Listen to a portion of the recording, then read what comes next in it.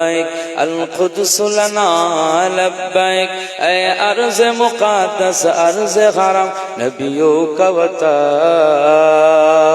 تمہارے خوف سے لرزے درود پار ظلمت کی تمہارے نور جسم کے گلو گلزار وحدت کی तुम्हारे गैबतों से ही तो कांपा कैसरों की सिरा तुम्हारे जुर्रतों से अल कुदस तकबीर से गूंजा जरे बोलबेन ना सुभानअल्लाह जरे होबे ना तुम्हारे खौफ से लरज़े दरूद पार ज़ुल्मत की तुम्हारे नूर से चमके गुलो गुलजार वहदत की तुम्हारे गैबतों से ही तो कांपा कैसरों की सिरा तुम्हारे जुर्रतों से अल कुदस तकबीर से गूंजा लब्बैक या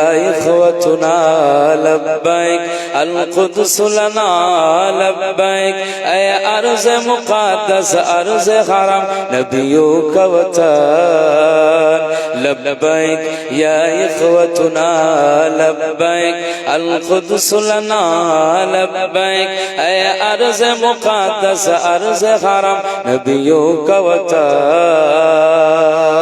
जनाबे उमर की ललकार जनाबे उमर की ललकार बनना है सलाउद्दीन की गोया तुम्हें तलवार बनना है तुम्हें उस्मानी सल्तनत का एक शाकार बनना है तुम्हें लश्कर से उठना है सिपा सालार बनना है लब्बैक या इख़वतुना लब्बैक अल कुदस लना लब्बैक ऐ अर्ज़ मुक़द्दस अर्ज़ हरम नबियों का वतन लब्बैक या इख़वतुना लब्बैक अल कुदस लना लब्बैक ऐ अर्ज़ मुक़द्दस अर्ज़ हरम नबियों का वतन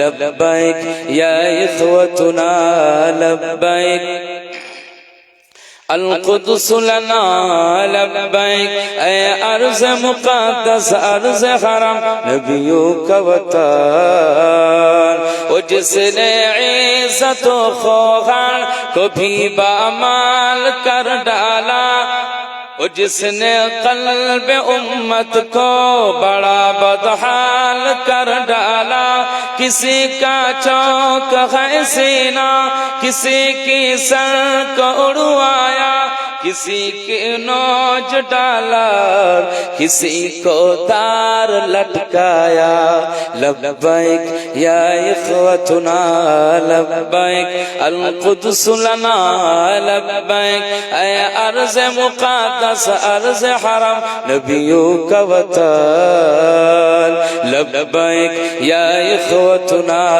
लब्बैक अल कुदस लना लब्बैक ऐ अर्ज़ मुक़द्दस अर्ज़ हरम नबियों का वतन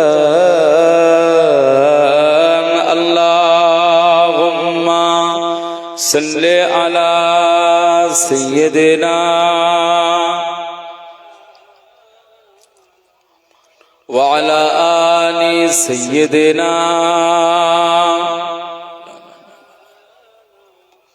সকলে मोहब्बत जिक्र ला इलाहा इल्लल्लाह जोरे जोरे ला इलाहा इल्लल्लाह ला इलाहा इल्लल्लाह मुहम्मदुर रसूलुल्लाह अल्लाहुम्मा सल्लि अला सय्यिदिना वाला आली सय्यिदिना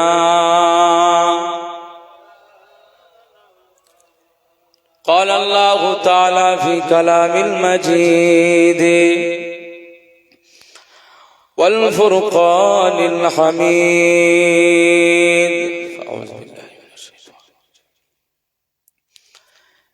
يا أيها الإنسان إنك كادح إلى ربك كدحا فملاقيه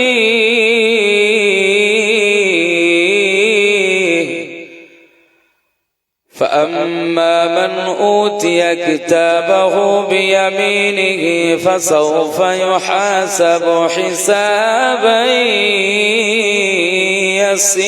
يسيرا.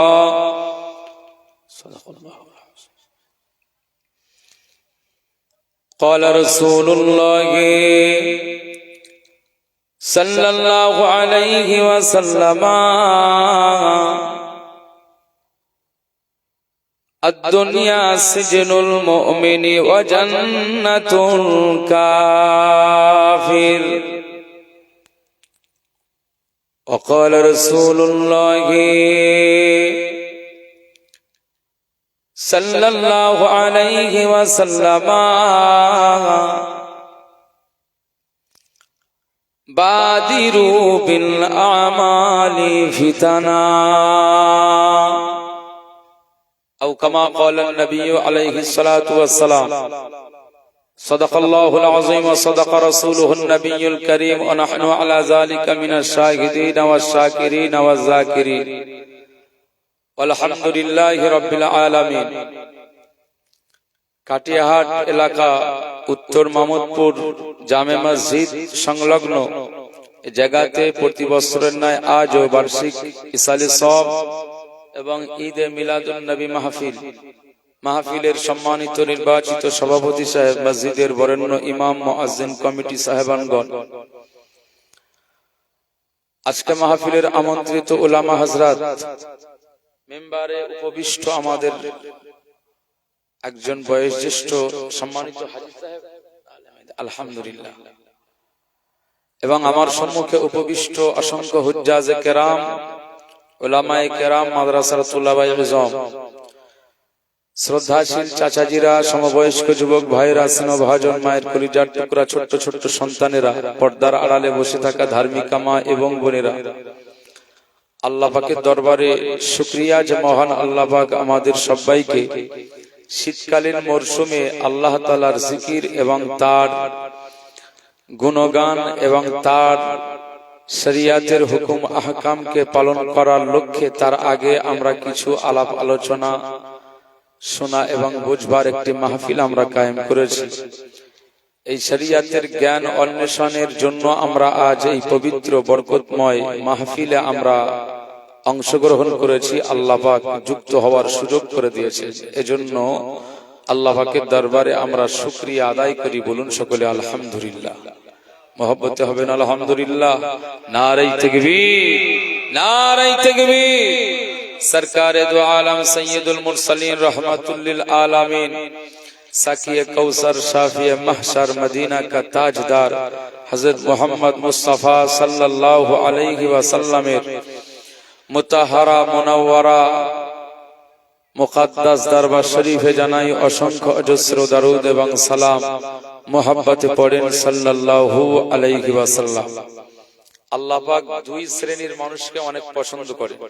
আজকে আমরা যারা এখানে এসেছি, মনে রাখতে হবে অজনাসিয়াতের এই সমস্ত মাহফিল গুলো আমাদের মানে এটা ছোট থেকেই আমাদের সাথে একটা পরিচিতি।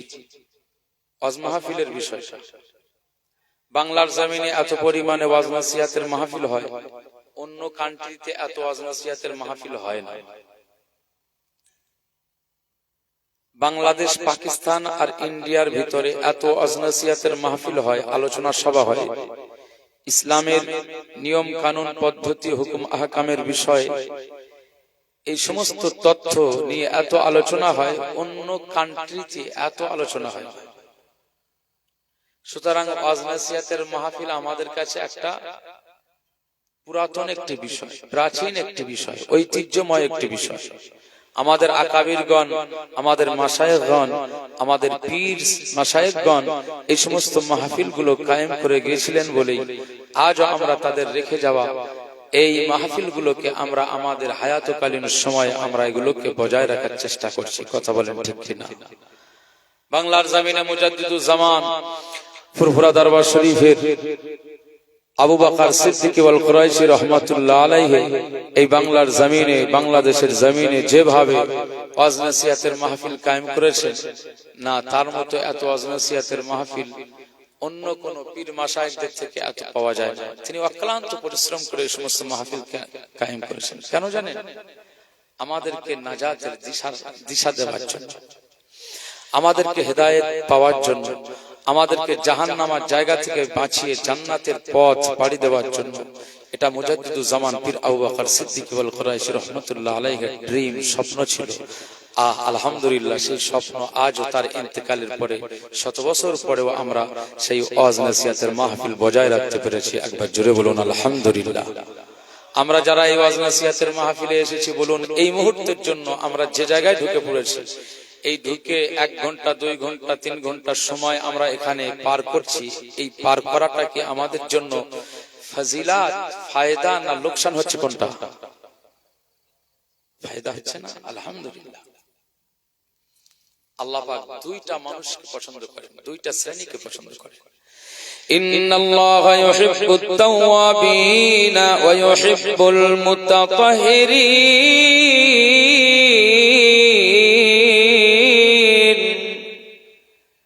মহান আল্লাহ পাক বলছেন ইউহিব্বুত তাওয়াবিন ওয়া ইউহিব্বুল মুতাতাহহিরিন। 1 নাম্বার, দুনিয়াতে যারা আল্লাহর দরবারে তওবা করে নেয়, আমার আল্লাহ তাদেরকে অনেক পছন্দ করেন। 2 নাম্বার, যারা এই পৃথিবীর জমিনে পবিত্র অবস্থায় দিন যাপন করে, পবিত্রতা হালাত নিয়ে চলাফেরা করে, আমার আল্লাহ তাদেরকে অনেক পছন্দ করেন। একবার জোরে বলুন সুবহানাল্লাহ। এই সমাজে আমাদের যুব সমাজদের ভিতরে দেখা যায় শীতকালীন সময় সকালে ওই যে প্যান্ট জামা পরলো, প্যান্ট শার্ট পরলো, বুট বা জ্যাকশন পরলো, গায়ে যে আপনার জাহর কোট লাগিয়ে দিল, ব্যাস সারাদিনে ওর আর না ওযু করার দরকার হচ্ছে, না পানি দেওয়ারও দরকার হচ্ছে, দাঁড়িয়ে ইস্তেনজা করছে, মানে দাঁড়িয়ে পেশাব করছে। এরকম সমাজে ছেলেরা আসে না? নেই। অ্যাকচুয়াল পবিত্রতার মধ্যে দিয়ে কিন্তু দিন যাপন করতে পারে না। আর এই পেশাব থেকে না বাঁচার জন্য ওই ছেলেটার জন্য কত কবরের আযাব জানেন? তো আপনারা জানেন তো, মশহুর হাদিস আছে, রাসূলুল্লাহ সাল্লাল্লাহু আলাইহি ওয়াসাল্লাম একজন সাহাবীকে নিয়ে যাচ্ছেন রাস্তার ধার দিয়ে, তো যেতে যেতে উনি একজন সাহাবীকে দাঁড়াতে বললেন, দাঁড়ান। কবরস্থান, মদিনা শরীফের একটি কবরস্থানের পাশে দাঁড়িয়ে রাসূলুল্লাহ সাল্লাল্লাহু আলাইহি ওয়াসাল্লাম কিছু সময় অবস্থান করার পরে সাহাবীকে লক্ষ্য করে বললেন, খাজুর গাছের ডাল পেড়ে নিয়ে আসো। আজকে আমাদের কবরে মাটি মানজিলের পরে কাঁচা খাজুর গাছের ডাল পাতা হয় না? এটা তো এই হাদিস থেকে এসেছে। সাহাবী যেহেতু রাসূলুল্লাহর আদেশ, আমাদের আদেশ করেছেন, আমরা পালন করি না। সাহাবীরা খাওয়া হতো না, কিন্তু রাসূলুল্লাহর প্রতিটি শব্দকে তারা পালন করার চেষ্টা করতেন। একবার জোরে বলুন সুবহানাল্লাহ। আর আমরা শুধু খাবার চিন্তা করি, রুজি রোজগারের চিন্তা করি, ব্যাস এটাই মনে করি যে এটাই আসল কিছু ফায়দা।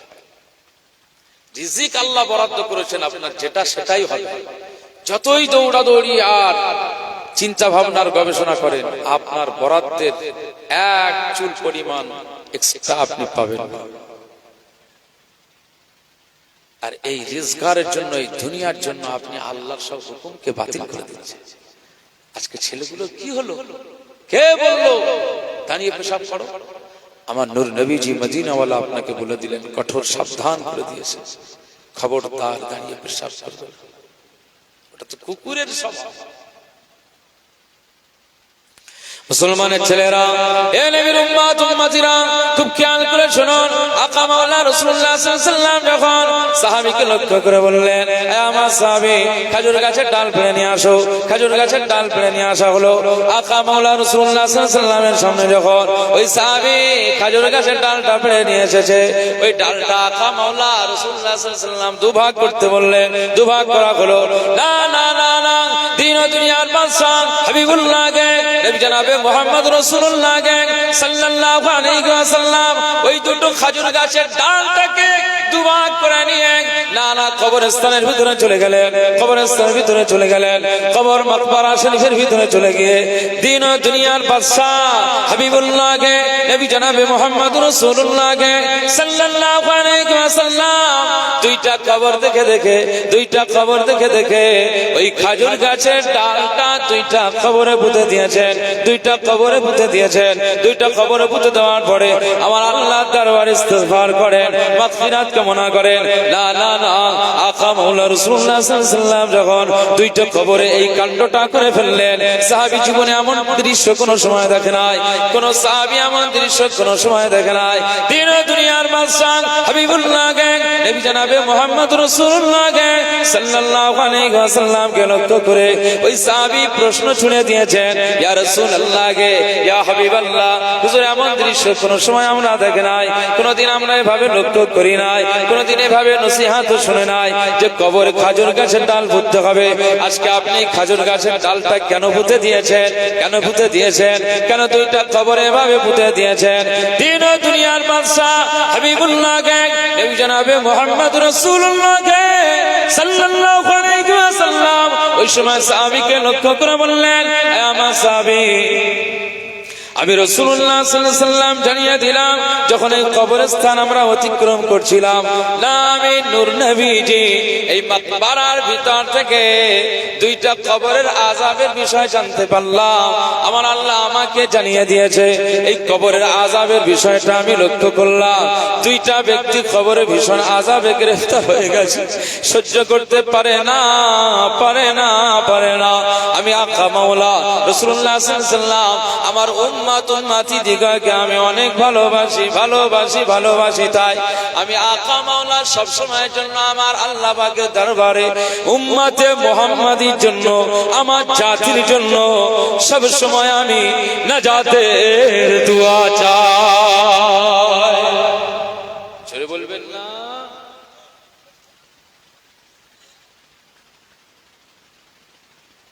আমি উম্মত দিগকে অনেক মহব্বত করি, ভালোবাসি।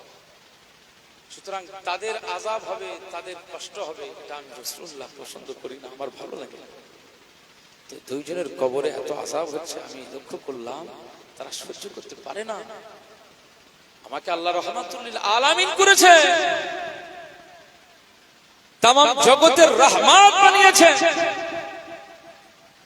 সুতরাং এই পর্যায়ে দুইটা কবরে আযাব হচ্ছে, আমি দেখে বেরিয়ে যাব।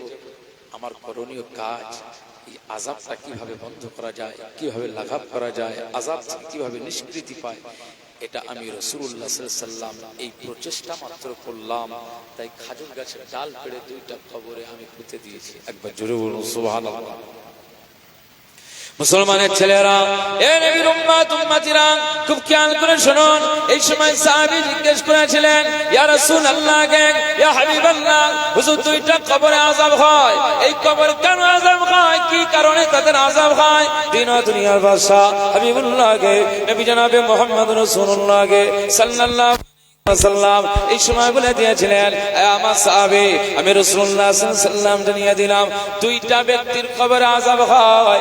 এই আযাবের কারণটা হলো তারা দুনিয়ার জমিনে হয়তো নামাজ আদায় করেছে, দুনিয়ার জমিনে হয়তো তারা কোরআন তেলাওয়াত করেছে, দুনিয়ার জমিনে তারা হয়তো আল্লাহর জিকির আজকার করেছে, দুনিয়ার জমিনে হয়তো তারা আল্লাহর ইবাদত বندگی করেছে, কিন্তু তার ভিতর দিয়েও এই মুসল্লি, এই তেলাওয়াতকারী, এই জিকির গুজার এই বান্দা দুনিয়ার জমিনে হয়তো ইস্তেঞ্জা করতে যেত, দুনিয়ার এই হাজাতি আদা করত, ইস্তেঞ্জা যখন করতে যেত, একজন ব্যক্তির কবরে আযাব হয়। কারণ সে দুনিয়ার জমিনে পেশাব পায়খানা করবার পরে ভালো করে লক্ষ্য করত না, তার পেশাবের ছিটা ফোঁটা গুলো গায়ে লেগে যেত, পায়ে পড়ে যেত, ওটাকে ধৌত করত না, ওটাকে নজর দিত না।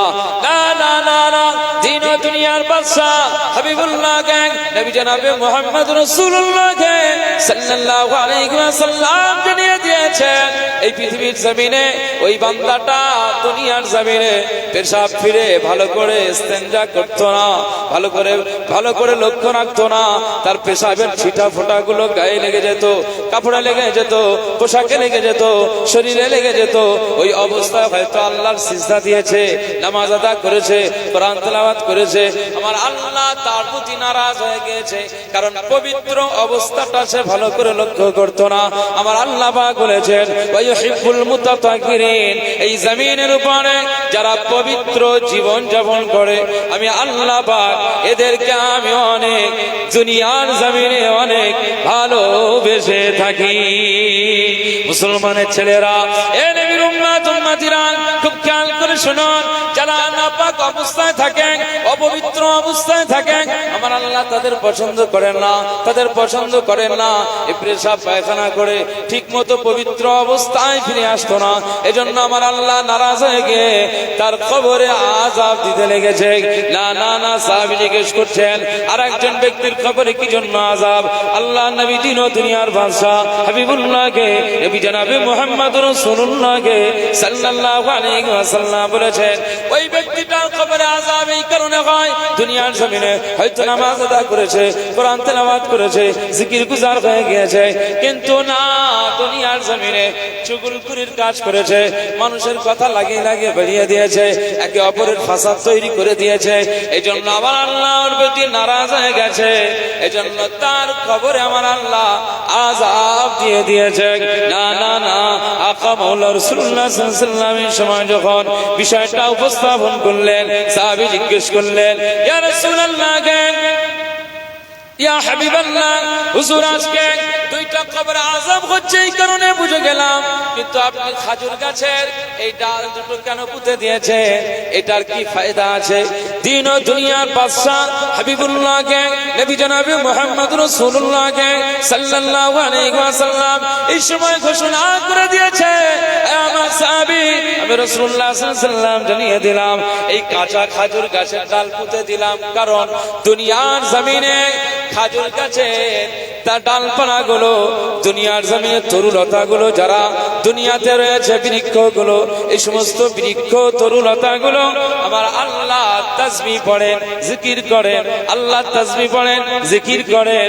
কাঁচা খাজুর গাছের ডাল পুঁতে দিলাম, ওই কবরের ভিতরে তারা শাস্তি পায়, আর এদিকে খাজুর গাছের ডাল তাসবিহ পড়বে, তাসবিহ পড়বে, তাসবিহ পড়বে। আমার আল্লাহ পাক চাইলে খাজুর গাছের ডালের তাসবিহ পড়ার বরকতে আমার আল্লাহ দুইজন ব্যক্তির কবরের আযাবকে আমার আল্লাহ মাফ করে দেবে। জোরে বলবেন না।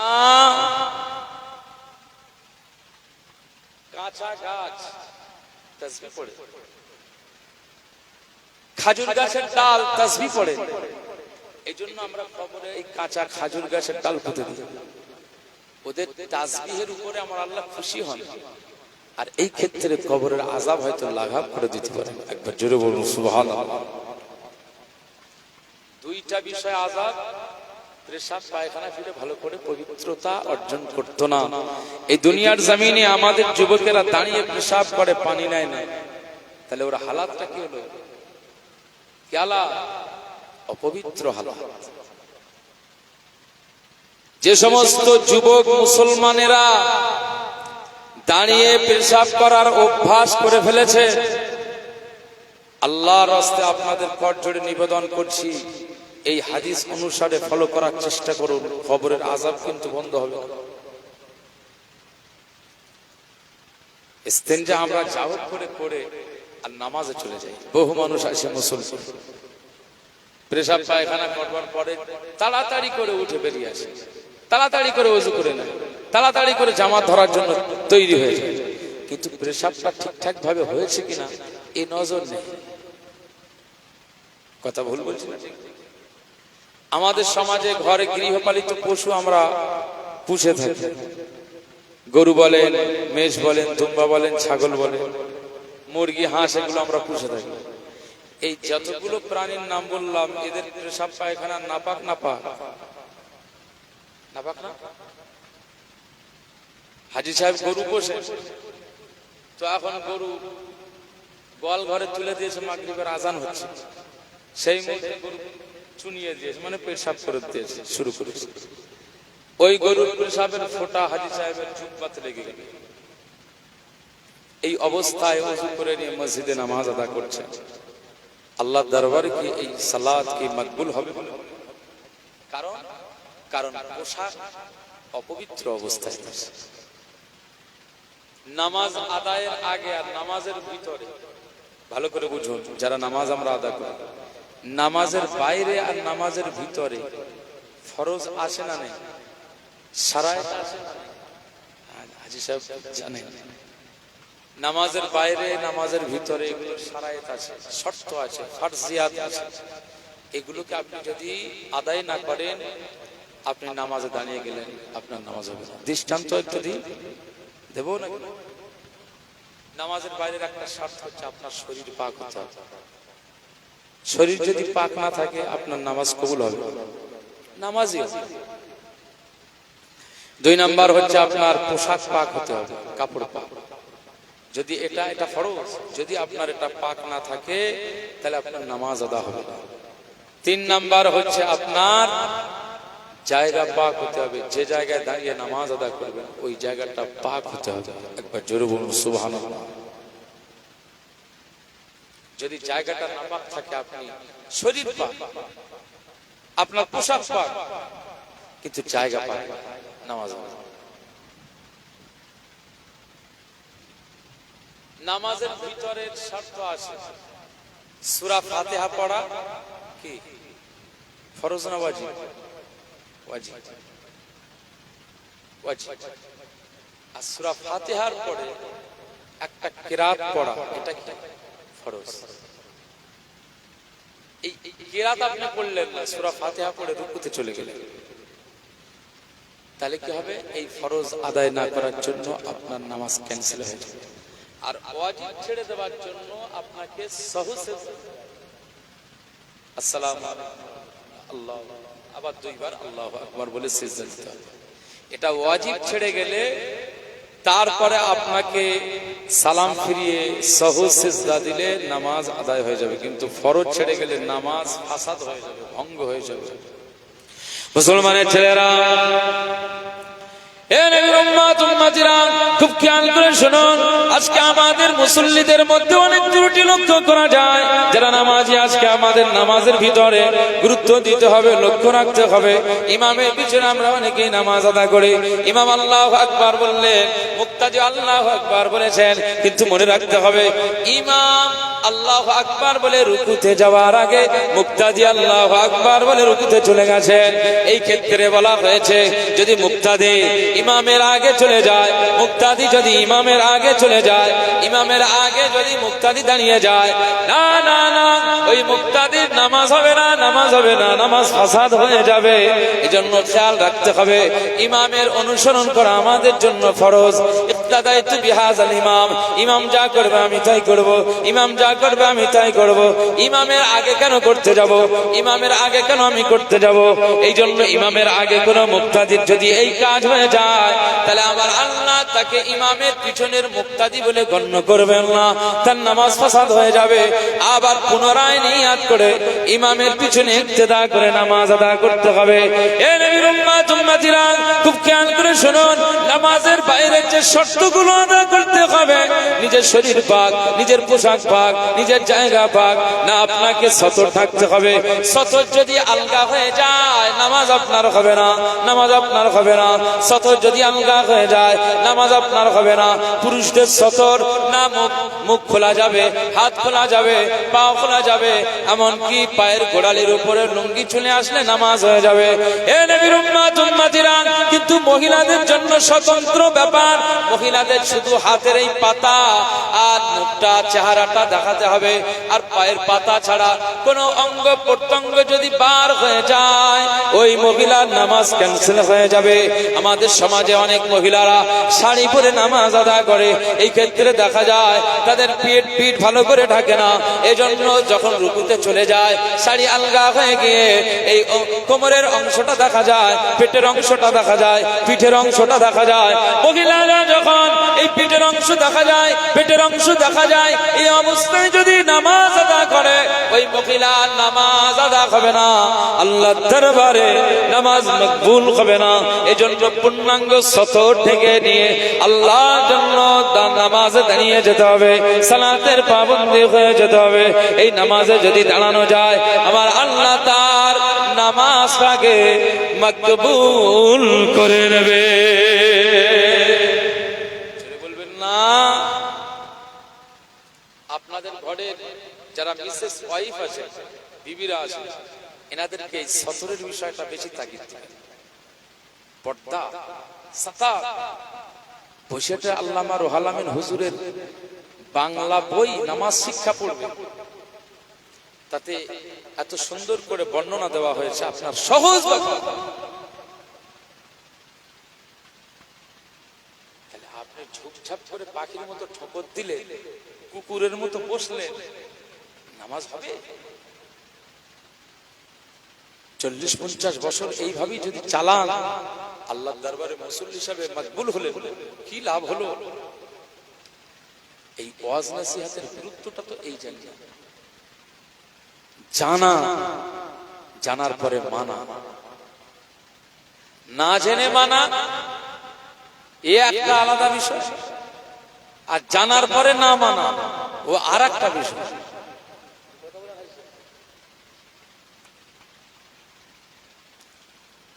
কত সতর্কতা অবলম্বন করে আমাদেরকে চলতে হয়। চিন্তা করেন, আল্লাহর জন্য প্রেয়ার করবেন, নামাজ পড়বেন, আপনি উত্তর দিকে ফিরে নামাজ পড়লে নামাজ হবে? পূর্ব দিকে ফিরে নামাজ আদা করলে নামাজ হবে? দক্ষিণ দিক আল্লাহ নির্দিষ্ট একটি কেবলা করে দিয়েছে। গোটা পৃথিবী ওয়ার্ল্ডের যেমন সূর্য গোটা পৃথিবীকে আলো করে রাখে, তো কেবলাটা গোটা পৃথিবীর মুসল্লিদের জন্য আমার আল্লাহ এক প্ল্যাটফর্ম করে রাখেন। একবার জোরে বলুন সুবহান। নামাজের বাইরের আরেকটি শর্ত হচ্ছে কেবলামুখী হবে। কেবলামুখী না হলে আপনার নামাজ আদা হবে। কখনো কখনো নামাজ বলা হয়েছে নৌকাতে নামাজ আদা করছেন, যেই কেবলা আপনি শুরু করলেন আল্লাহু আকবার মুতাওয়াজ্জিহান ইলা জিহাতিল কাবাতি শরীফ আল্লাহু আকবার, আপনাকে এখানে কারো যদি না পান, কেউ নেই, নৌকাতে আপনি একা আছেন, মোটামুটি আপনার ধারণা হালাতে জান্নি, আপনার ধারণার 60% 70% মনে হচ্ছে যে না এই দিকে কাবা, তখন আপনি ওই দিকে কাবা কেবলা নামাজ আদা করছেন, হয়তো ওটা উত্তর দিক হয়ে গেল, কিন্তু কেউ নেই, আপনি কোন হালাতে জান্নি, আপনার ধারণাটা অনেক উচ্চ দরজা উচ্চ মাকামে, 70% 70% আপনার ধারণা যে না এই দিক কেবলা, অথচ ওই দিক উত্তর, তথাপিও আল্লাহ আপনাকে মাফ করে দেবেন, নামাজ আদা হবে। কিন্তু ওখানে লোকজন রয়েছে, আপনি যদি কারণ না জিজ্ঞাসাবাদ করে আপনি আচমকা নামাজ শুরু করে দিয়েছেন, কোন দিকে কেবলা, কোন দিক উত্তর, কোন দিক দক্ষিণ, কোন দিক পূর্ব দিক, এটা টোটাল আপনার জ্ঞানের বাইরে, আপনি জানলেন না, নামাজ শুরু করলেন, ওই নামাজ কবুল হবে না। আমরা গাড়িতে সফর করি, মালদা, মুর্শিদাবাদ, মেদিনীপুর, বিভিন্ন জায়গাতে রাস্তাতে নামাজ আদা করে নিই। কখনো কখনো মসজিদের বারান্দা ফাঁকা থাকে, ওযু করে নিয়ে ওখানে সব তালা মারা থাকে, রাতে নামাজ হয়নি, ঈশার নামাজ পড়ে নিয়েছে। কখনো কখনো এমন কোন জায়গা যেখানে কেউ নাই, গাড়িতে মুসাল্লা রাখা আছে, মুসাল্লা পেতে অন্তত নামাজ, না তো নামাজ ফাউত হয়ে যাবে। তখন আমাদের এই মোবাইলে কম্পাস আছে, এর দিক নির্দেশনা আছে, এটাকে দেখে আমরা নামাজ আদা করি। শুধু তাই নয়, আমরা ওই রাস্তাঘাটে অনেক সময় ইস্তেঞ্জা লেগে যায়, পেশাব ঘর খুঁজে পাওয়া যায় না, মসজিদ কাছাকাছি পাওয়া যায় না, এত গতিবেগে পেশাব, দেখা যাচ্ছে রাস্তাতেই আমাদের পেশাব করতে হবে, আর কোনো হাল নাই। তখন আমাদের কি হয়েছে, রাসূলুল্লাহ সাল্লাল্লাহু আলাইহি ওয়াসাল্লাম বলেছেন, পূর্ব দিকে ফিরে পশ্চিম দিকে পিঠ করে বা পশ্চিম দিকে মুখ করে পূর্ব দিকে পিঠ করে ইস্তেঞ্জা করা যাবে না। এজন্য আপনাদের এখানের পেশাব ঘরগুলো কোন দিকে মুখোমুখি করা আছে? উত্তর দক্ষিণ। রাসূলুল্লাহর বাণী আমরা শুনেছি। আমার ওয়াজে কি আপনাদের অসুবিধা হচ্ছে না তো?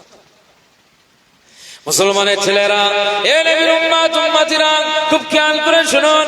এজন্য আমরা কাটা এই কম্পাস বার করে নেই, আমরা দিকটাকে আমরা ফলো করে নেই। এইদিকে কেবলা, এদিকে পেশাব করা যাবে না, এইদিকে কেবলা, এদিকে পিঠ করে বসা যাবে না, উত্তর দক্ষিণে বসতে হবে। এজন্য আমরা কম্পাস ব্যবহার করি। তা একজন নামাজি মুসল্লির জন্য কর্তব্য হলো কেবলামুখী হওয়া ফরজ। এই কেবলামুখী হয়ে তাকে নামাজ আদা করতে হবে। অন্যদিকে ফিরে নামাজ আদা করলে নামাজ তার মকবুল হবে না, কবুল হবে না। আকা মাওলা রাসূলুল্লাহ সাল্লাল্লাহু আলাইহি ওয়াসাল্লাম বলেছেন, তোমরা যখন সালাত আদা করবে কিবলামুখী হয়ে সালাত আদা করবে। মান সাল্লা সালাতানা ওয়া আকবালা কিবলাতানা, এরকম একটি হাদিস এসেছে আকা মাওলা রাসূলুল্লাহ সাল্লাল্লাহু আলাইহি ওয়াসাল্লাম বলেছেন, তোমরা যখন নামাজ আদা করবে কিবলামুখী হয়ে নামাজ আদা করবে। যারা কিবলামুখী হয়ে নামাজ আদা করে ওনাদের নামাজটা আমার আল্লাহ পাকের দরবারে কবুল হয়ে যাবে। মুসলমানের ছেলেরা, এ নবীর উম্মত উম্মতিরা, খুব খেয়াল করে শুনুন, নামাজের বাইরের আরেকটি শর্ত হলো নিয়াত করা। নিয়াত ছাড়া আপনি নামাজে দাঁড়াতে পারবেন না। নিয়াত যদি না হয় নামাজ কবুল হবে না। জোহরের সময় যদি ফজরের নিয়াত করেন তাহলে কি হবে? নামাজ ক্যান্সেল হয়ে যাবে। আসরের সময় যদি মাগরিবের নিয়াত করেন নামাজ ক্যান্সেল হয়ে যাবে।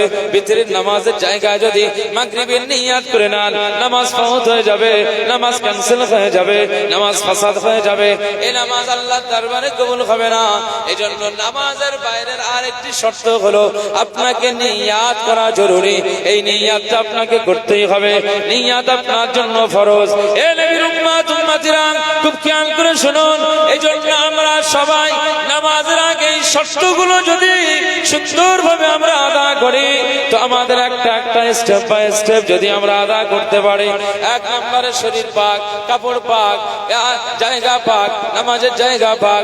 4 নম্বরে আমাদের 70 টাকা কিবলামুখী হওয়া, নিয়াত করা। আর একটা শর্ত হলো আপনাকে ওয়াক্ত চিনতে হবে। যদি ওয়াক্ত আপনি না চেনেন তাহলে যে কোনো সময় নামাজ পড়লেন নামাজ কবুল হবে না। সাধারণত আপনার গুরুবের ওয়াক্তে, সাধারণত আপনার জাওয়ালের ওয়াক্তে, সাধারণত আপনার জাওয়ালের ওয়াক্তে, তুলউর ওয়াক্তে, অর্থাৎ সূর্য উদয় হওয়ার সময় সূর্য মধ্যবর্তী জায়গায় অবস্থান করছেন, এই অবস্থায়। আর সূর্য যখন ডুবে যাওয়ার সময়, এই সময় 3টা সময় নামাজ আদা করা মাকরুহ তাহরিমি বলে দেওয়া হয়েছে। এ নবীর উম্মত উম্মতিরা, আপনাকে ওয়াক্ত চিনতে হবে।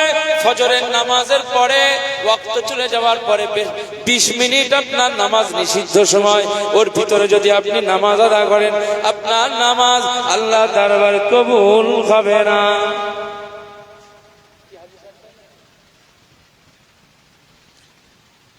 আমাদের নিউ টাউন এলাকাতে একটি মসজিদ আছে, বাজার মসজিদ, গাবতলা বাজার জামে মসজিদ। আমি আব্দুল মোনাইম ফাতেহি ওই মসজিদের গ্র্যান্ড ইমাম, সানি ইমাম আছে। তো আমাদের ওই মসজিদের মার্কেটে যেহেতু সবজি বাজার হয় সপ্তাহে 5 দিন, বহু মুসল্লিরা সবজির ব্যবসা করেন।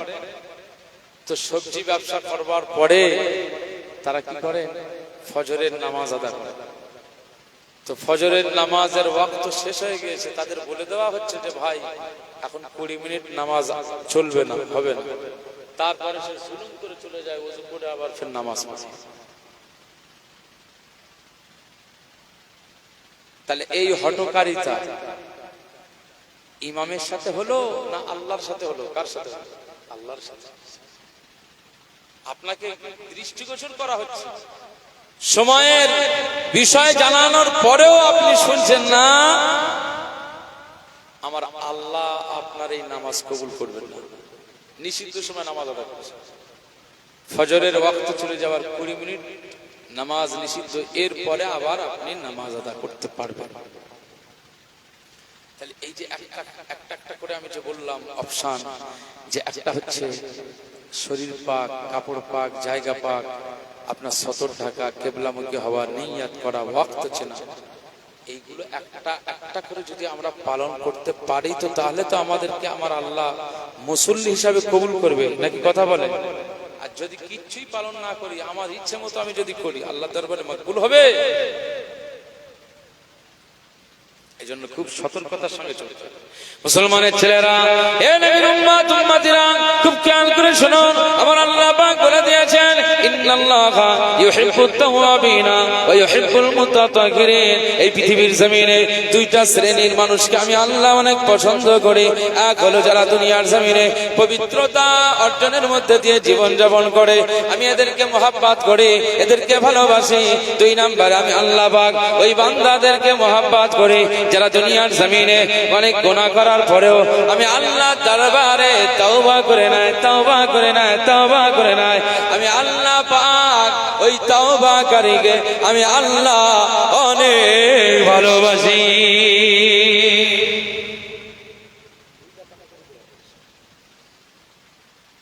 দুনিয়ার বাদশা হাবিবুল্লাহ নবী জনাব মুহাম্মদ রাসূলুল্লাহ সাল্লাল্লাহু আলাইহি ওয়াসাল্লাম মেরাজের রাতে গেছিলেন আকাশ ভ্রমণে। তো মদিনার মসজিদে নববী শরীফে ফিরে আসবার পরে মদিনার মসজিদে নববী শরীফে তিনি হযরত বেলাল, উনি তো মদিনার মসজিদে নববী শরীফের মুয়াজ্জিন ছিলেন। হযরত বেলাল রাদিয়াল্লাহু আনহু আমাদের মদিনা শরীফের মসজিদে নববী শরীফের মুয়াজ্জিন। একবার জোরে বলুন সুবহানাল্লাহ। কত উচ্চ দরজা হলে এই নববী শরীফের জায়গার একটি খাদিম হতে পারে, মুয়াজ্জিন হতে পারে। আল্লাহ কি দরজাটাকে দিয়েছে। আগে গোলাম ছিল, কেনা গোলাম। হাবশী দেশের এই গোলামকে নিয়ে তারা যা ইচ্ছে তাই করেছে, যা ইচ্ছে। আর সাধারণভাবে সাউথ আফ্রিকা বা হাবশী দেশের এই সমস্ত মানুষদের স্কিন গুলো, দেহের এই চামড়া গুলো সাধারণত তুলনামূলক ভাবে অনেক কালো হয়। আমি সাহাবীকে কালো বলে আমি ছোট করছি না, আস্তাগফিরুল্লাহ। আমার আল্লাহ পাক এক এক দেশের মানুষকে এক এক রকম বানিয়েছে। ইন্ডিয়ার ভিতরে, আমাদের ভারতবর্ষের ভিতরে তামাম রাজ্যের মানুষের বিভিন্ন কোয়ালিটি করেছে না করেনি বলে? বিহারিদের দেখলে বোঝা যাবে, গুজরাটিদের দেখলে বোঝা যাবে, কাশ্মীরিদের দেখলে বোঝা যাবে, পশ্চিম বাংলা বাঙালি দেখলে বোঝা যাবে। কোয়ালিটি এক একজনের এক এক সিস্টেম। তামাম বিশ্বের সমস্ত মানুষদের আমার আল্লাহ এক এক কোয়ালিটি করে দিয়েছে। কারো লম্বা, কারো বেটে, কারো সাদা, কারো কালো। চায়নাদের একরকম দেখতে, তো জাপানিদের আর এক রকম, ইন্দোনেশিয়ানদের আর এক রকম, ইরাকিদের আর এক রকম, তো পাকিস্তানিদের আর এক রকম। মুসলমানের ছেলেরা, এ নবীর উম্মত উম্মতিরা, খুব খেয়াল করে শুনুন। হাবশী দেশের হযরত বেলাল রাদিয়াল্লাহু তাআলা আনহুকে আমার আল্লাহ পাক কি দরজা দিয়ে দিয়েছে। প্রাথমিক পর্যায়ে গোলাম থাকবার পরেও মক্কার কুফার কুরাইশরা তাকে যা ইচ্ছে তাই করেছিল। তাকে টেনে টেনে মক্কার অলিতে গলিতে ঘুরিয়েছিল। গোটা শরীর মুবারক থেকে খুন মুবারক বার হয়ে যায়। বেলালের পায়ে দড়ি বেঁধে টেনে টেনে রাস্তা দিয়ে ঘোরায়। আর বেলালকে বলে, এই শাস্তি তোকে দেওয়া হবে যতক্ষণ তুই ঈমান না হারাবে, ঈমান থেকে না খারিজ হয়ে যাবে, মুসলমানের জায়গা থেকে না ফিরে আসবে। না মক্কার কুফার কুরাইশরা বলেছিল, এ বেলাল রাদিয়াল্লাহু তাআলা আনহু, যতক্ষণ পর্যন্ত না মুসলমান থেকে খারিজ না হয়ে যাবে, তোর এই টানা আমরা বন্ধ করব না। মক্কার অলিতে গলিতে হযরত বেলাল রাদিয়াল্লাহু তাআলা আনহুর পায়ে দড়ি বেঁধে টেনে টেনে টেনে টেনে অলি গলিতে ঘোরায়। গোটা শরীরটা ঝাঁঝরা হয়ে যায়, রক্ত মুবারক, খুন মুবারক বার হয়ে যায়। তথাপিও হযরত বেলাল রাদিয়াল্লাহু তাআলা আনহু আমার আল্লাহকে এত মহব্বত করে ফেলেছেন, আকা মাওলা রাসূলুল্লাহ সাল্লাল্লাহু আলাইহি ওয়াসাল্লামকে এত মহব্বত করেন, অন্তর দিয়ে কলিজা দিয়ে ভালোবাসেন। হযরত বেলাল রাদিয়াল্লাহু তাআলা আনহুর শরীরটা ঝাঁঝরা হয়ে গেল, তিনি তার জবান দিয়ে জিকির বানিয়ে বাহির হয়ে যায়, জিকির জারি হয়ে যায়। আহাদ আহাদ আহাদ আহাদ আহাদ আহাদ আহাদ আহাদ। হযরত বেলাল রাদিয়াল্লাহু তাআলা আনহুর জবান দিয়ে জারি হয়ে যায়, আমার আল্লাহ এক, আল্লাহ এক, আমার আল্লাহ দ্বিতীয়, আমার আল্লাহ এক। হযরত বেলাল রাদিয়াল্লাহু তাআলা আনহু আওয়াজ দিয়ে বলতে লাগেন, এ মক্কার কুফার কুরাইশরা, আমি বেলাল রাদিয়াল্লাহু তাআলা আনহু জানিয়ে দিলাম, আমাকে যতই ঝাঁঝরা করো না কেন, আমার শরীরে যতক্ষণ জান রয়েছে, আমার ধরে যতক্ষণ জান রয়েছে, না না, আমার শরীরে যতক্ষণ প্রাণ রয়েছে, না না, আমি বেলাল রাদিয়াল্লাহু তাআলা আনহু জানিয়ে দিলাম, এই শরীরে যতক্ষণ জান রয়েছে তত সময় পর্যন্ত আমি বেলাল আমার আল্লাহ হাবিবুল্লাহকে আমি বেলাল বলবো না। জোরে বলবেন না সুবহানাল্লাহ? এই জোরে বলতে পারলেন না সুবহানাল্লাহ? নারায়ে তাকবীর। হযরত বিলাল রাদিয়াল্লাহু আনহু এত অত্যাচারের পরেও আমার আল্লাহ তার মাকাম দিয়েছে, মদিনার মসজিদে নববী শরীফের তিনি মুয়াজ্জিন হয়ে গেছেন। একবার জোরে বলুন সুবহানাল্লাহ। মুসলমানের ছেলেরা, এ নবীর উম্মত উম্মতিরা, খুব খেয়াল করে শুনুন, হযরত বিলাল রাদিয়াল্লাহু তাআলা আনহুর কণ্ঠের আওয়াজটাকে আমার আল্লাহ এত সুন্দর করে দিয়েছিলেন। হযরত বিলাল রাদিয়াল্লাহু তাআলা আনহু যখন মদিনার মসজিদে নববী শরীফে আযান দিতেন, হযরত বিলাল রাদিয়াল্লাহু তাআলা আনহুর এই আযানের আওয়াজ মাইকে হতো না, সাউন্ড বক্সে হতো না, ইলেকট্রিক প্রযুক্তির মধ্যে দিয়ে হতো না, কণ্ঠে সাধারণ মুখে আযান হতো। কিন্তু আমার আল্লাহ হযরত বিলাল রাদিয়াল্লাহু তাআলা আনহুর এই কণ্ঠের আযানের আওয়াজ গোটা মদিনার মহল্লায় মহল্লায়, পল্লীতে পল্লীতে, ঘরে ঘরে ঘরে ঘরে হযরত বিলালের কণ্ঠের আযানের আওয়াজ আমার আল্লাহ মদিনার চত্বরে গোটা সাহাবীদের ঘরে ঘরে মদিনার মসজিদে নববী শরীফের মুয়াজ্জিন হযরত বিলালের কণ্ঠের আওয়াজ আমার আল্লাহ পৌঁছে দিতে। বলবেন না সুবহানাল্লাহ। আমরা যখন মদিনাতে ছিলাম, মদিনা শরীফে হোটেল থেকে যখন ফজরের আযান বা তাহাজ্জুদের আযানে আমরা যখন বার হয়ে পড়তাম, তো রুম থেকে বার হয়ে যাওয়ার পরে আমরা যখন নববী শরীফের দিকে হাঁটা লাগাতাম, আহা, চতুর্দিকে দৃশ্য দেখলে বুকটা সেই পুরাতন স্মৃতির কথা মনে পড়ে যায়। হযরত বিলাল রাদিয়াল্লাহু আনহু সাহাবীদের জামানার কথা মনে পড়ে যায়, যেন সাহাবীদের প্রতিচ্ছবি, কপি। কিতাব বলছে, ত্যাগ বলছে, হাদিস বলছে, হযরত বিলাল রাদিয়াল্লাহু আনহু যখন আযান দিতেন, তার আযানের আওয়াজ প্রতিটি ঘরে ঘরে, মহল্লাতে মহল্লাতে, পাড়ায় পাড়ায়, নগরে নগরে পৌঁছে যেত। তো সাহাবীরা সব কাজ বাতিল করে দিতেন, সব কাজ বন্ধ করে দিয়ে হযরত বিলাল রাদিয়াল্লাহু আনহুর হাইয়া আলাস সালাহের ডাকে তারা সবাই ঘর ছেড়ে বেরিয়ে এভাবে সব কাতারে কাতারে, সব মিছিল সহকারে মদিনার মসজিদে নববী শরীফের কাতারে তারা শামিল হয়ে যেতেন। একবার জোরে বলুন সুবহানাল্লাহ। জোরে বলবেন না? মুসলমানের ছেলেরা, এ নবীর উম্মত উম্মতিরা, খুব খেয়াল করে শুনুন, আকা মাওলা রাসূলুল্লাহ সাল্লাল্লাহু আলাইহি ওয়াসাল্লাম ঘোষণা করেছেন, হযরত বিলাল রাদিয়াল্লাহু তাআলা আনহুর কণ্ঠের আযানের আওয়াজ শুধু মদিনার চত্বরে সীমাবদ্ধ তা না। হযরত বিলাল রাদিয়াল্লাহু তাআলা আনহুর হৃদয়টা আমার আল্লাহ তো দরজাওয়ালা হৃদয় করে দিয়েছে, তার কণ্ঠটা আমার আল্লাহ তো দরজাওয়ালা কণ্ঠ বানিয়ে দিয়েছে, তার জবানটাকে আমার আল্লাহ এত দরজাওয়ালা জবান বানিয়ে দিয়েছে। কাফের মুশরিক অত্যাচারের পরেও, তার শরীর ঝাঁঝরা করে দেওয়ার পরেও হযরত বিলাল এই জবান দিয়ে আহাদ আহাদ জিকির করেছে, এই জবান দিয়ে হাবিবুল্লাহ হাবিবুল্লাহ জিকির করেছে, এই জবান দিয়ে রাসূলুল্লাহ রাসূলুল্লাহ জিকির করেছে। আমার আল্লাহ পাক হযরত বিলালের মাকামটাকে উঁচু করে দিয়েছে, আলা করে দিয়েছে।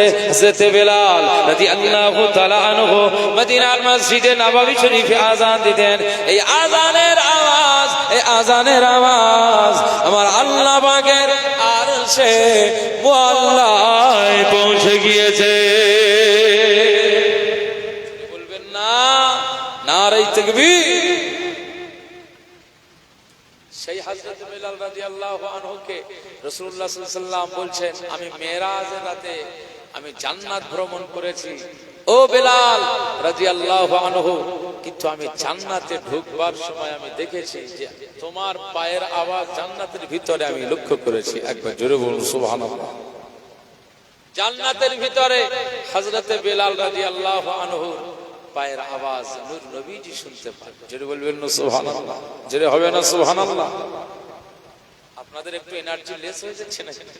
একটু চাদর টাদর গায়ে দিয়ে বসে থাকলে তো শীতকালে একটু গরম ঘুম পেলে না এমনি ঝিমিয়ে যাওয়া ভাব, ঘুম চলে আসে, আসে না? আসে না?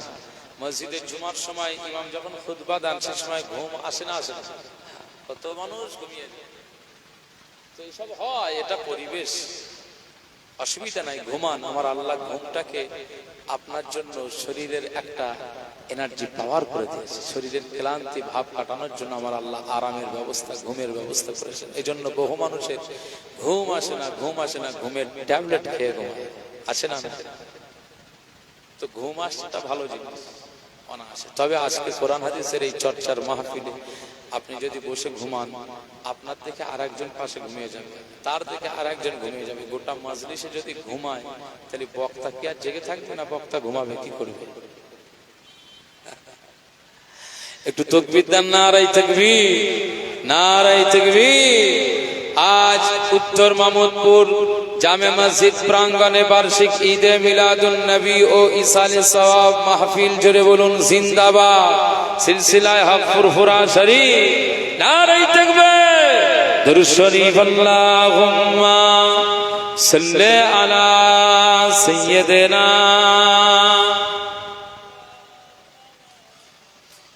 ওয়া আলা আলি সাইয়্যিদিনা।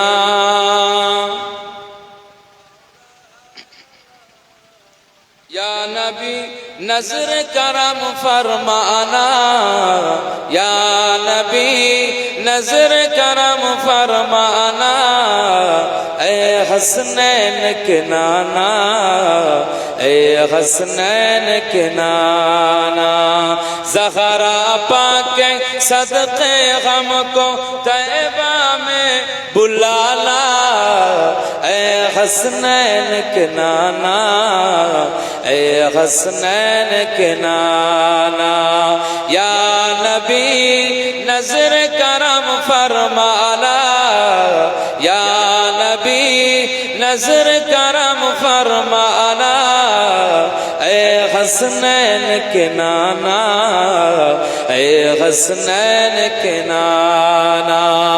ज़हरा पाक सदक़े गम को तैबा में बुलाना, ए हसनैन के नाना, ए हसनैन के नाना। आपके दर का हो मैं भिखारी, आप है मेरे दाता, सारे रिश्ते नातों से है प्यारा अपना नाता। जुरे बोलुन सुभानअल्लाह, जुरे होबे ना? आपके दर का हो मैं भिखारी, आप है मेरे दाता, सारे रिश्ते नातों से है प्यारा अपना नाता। आप तो है आता है जिनको, आप तो है आता है जिनको, सबकी लाज निभाना, सबकी लाज निभाना, ए हसनैन के नाना, ए हसनैन के नाना, ए हसनैन के नाना, ए हसनैन के नाना। या नबी नजर करम फरमाना, या नबी नजर करम फरमाना, ए हसनैन के नाना, ए हसनैन के नाना। ज़हरा पाक सदक़े गम को तैबा में बुलाना, ए हसनैन के नाना, ए हसनैन के नाना। अल्लाहुम्मा सल्लि अला सय्यिदिना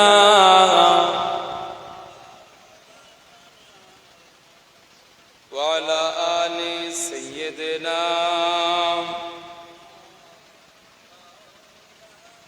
बेसाया है लेकिन दो जग पर है आपका साया, अर्श मुअल्ला बना मोहल्ला, दीद को रब ने बुलाया। जरूर बोलुन सुभानअल्लाह। अर्श मुअल्ला आका मौला রাসূলুল্লাহ সাল্লাল্লাহু আলাইহি ওয়াসাল্লাম কে আমার আল্লাহ স্থান দিয়েছিল না দেয়নি? জোরে বলুন। আল্লাহ পাক নিজে মেহমান করেছেন হাবিবুল্লাহকে, আমাদের নূর নবীজিকে আমার আল্লাহ আমন্ত্রণ করেছেন, দাওয়াত করেছেন। তাই তো বুরাকের পিঠে চড়ে তিনি মেরাজে তিনি গেছিলেন প্রথমে বাইতুল আকসা, বাইতুল মুকাদ্দাস, মসজিদুল আকসা, এবং ওখান থেকে সিঁড়িতে করে আমার আল্লাহ আসমানে উঠিয়ে নিয়েছিলেন, আর সে মুআল্লাতে আমার আল্লাহ তাকে জায়গা করে দিয়েছেন। একবার জোরে বলুন সুবহানাল্লাহ।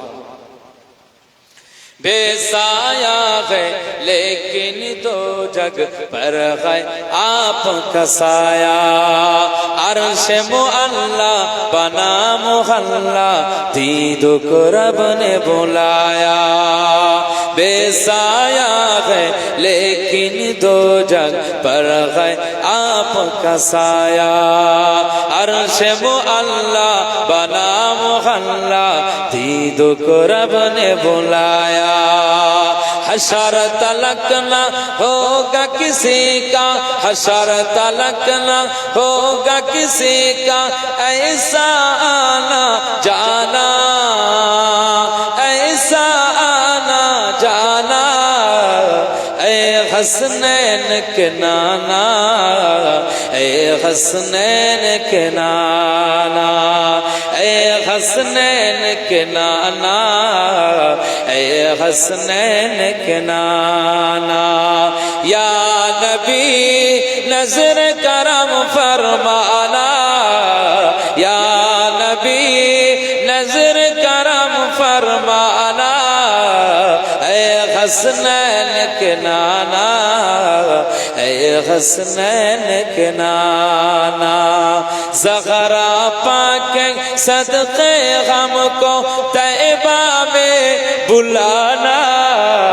ऐ हसनैन के नाना, ऐ हसनैन के नाना। सज गए है मिलाद की महफिल, क्या है खूब नजारा। कैफो मस्ती में डूबा है देखो आलम सारा। জোরে বলবেন সুবহানাল্লাহ। আমরা আজকে মিলাদুন নবী মাহফিল সাজিয়েছি না সাজাই নাই? কেন সাজিয়েছি? রাসূলুল্লাহর মিলাদ মাহফিল কেন সাজাই? রাসূলুল্লাহ সাল্লাল্লাহু আলাইহি ওয়াসাল্লামকে আগমনকে কেন্দ্র করে আমরা উম্মত হিসাবে আমাদের নূর নবীজির আগমনে আমরা খুশি। এজন্য রাসূলুল্লাহ সাল্লাল্লাহু আলাইহি ওয়াসাল্লামের মিলাদ মাহফিল আমরা করতে গেলে সব সুন্দর করে সাজিয়ে ফেলি। একবার জোরে বলুন সুবহানাল্লাহ। আমরা গোটা জগৎবাসীকে দেখাই যে আমরা উম্মতে মুহাম্মাদি, আমাদের মুস্তাফায়ে কামলিওয়ালাকে আমরা কিভাবে মহব্বত করি। দেখো আমরা মিলাদ মাহফিল কত সুন্দর করে সাজাচ্ছি। একবার জোরে বলুন সুবহানাল্লাহ। सज गई है मिलाद की महफिल, क्या है खूब नजारा। कैफो मस्ती में डूबा है देखो आलम सारा। ढूंढ रहे हैं, ढूंढ रहे हैं, ढूंढ रहे हैं आपकी रहमत, ढूंढ रहे हैं आपकी रहमत। बख्शिश का बगाना, बख्शिश का बगाना। ऐ हसनैन के नाना, ऐ हसनैन के नाना। या नबी नजर करम फरमाना, या नबी नजर करम फरमाना। ऐ हसनैन के नाना, ऐ हसनैन के नाना। ज़हरा पाक सदके गम को तैबा में बुलाना। ऐ हसनैन के नाना, ऐ हसनैन के नाना। अल्लाहुम्मा सल्ली अला सय्यिदिना व अला आलि सय्यिदिना।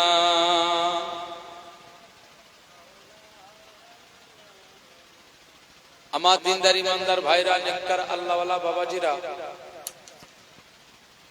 আপনাদের ওয়াজ নসিহতের ক্ষেত্রে দুইটা বিষয় নিয়ে এসেছি। এক হচ্ছে পবিত্রতা, দুই নম্বরে তাওবা। এই দুটো বিষয়কে খেয়াল করবেন, জীবন পাল্টে যাবে, পরিবর্তন হয়ে যাবে। জীবন পরিবর্তনের জন্য আমাদের এগিয়ে যেতে হবে। সারা জীবনে একঘেয়েমি চললে হবে না। আল্লাহ আমাদের চুল দিয়েছে, দাড়ি দিয়েছে। এই চুলগুলো ছোটবেলা থেকে কালো, সময়ের সাথে চেঞ্জ হয়েছে না হয়নি?